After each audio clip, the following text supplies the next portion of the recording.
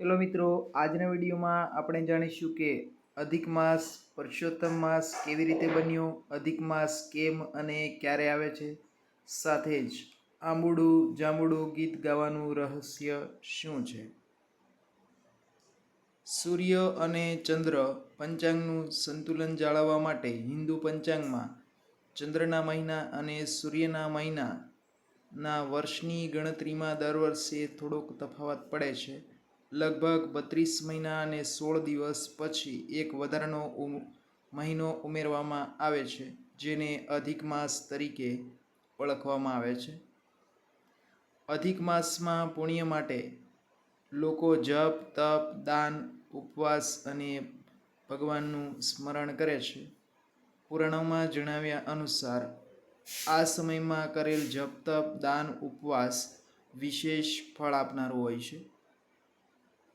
પુરાણમાં આવેલી કથા મુજબ કહેવાય છે કે અધિક માસને બીજા મહિનાઓ જેટલું માન મળ્યું નહોતું. ત્યારે તે ભગવાન વિષ્ણુ પાસે ગયો. ભગવાને તેને પોતાનું નામ પુરુષોત્તમ આપ્યું અને આ માસમાં કરેલા સારા કર્મનું વિશેષ ફળ મળે છે. ત્યારથી અધિક માસને પુરુષોત્તમ માસ તરીકેની માન્યતા મળી.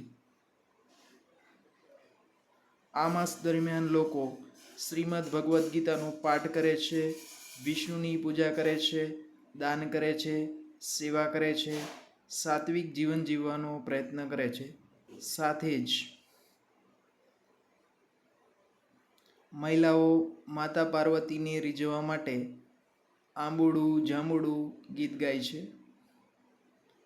પુરુષોત્તમ માસ દર વખતે આવતો નથી, પરંતુ સામાન્ય રીતે લગભગ 2 વર્ષ અને 8 મહિનામાં એકવાર આવે છે.